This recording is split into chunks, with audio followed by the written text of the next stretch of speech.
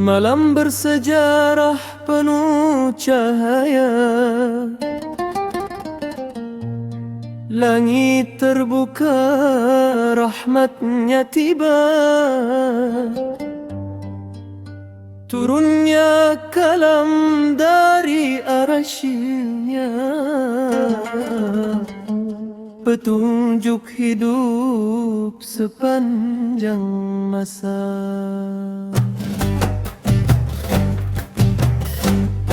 Sunyi malam membawa makna, air mata jatuh tanpa suara. Di sepertiga hening yang mulia, hati bersujud penuh rasa.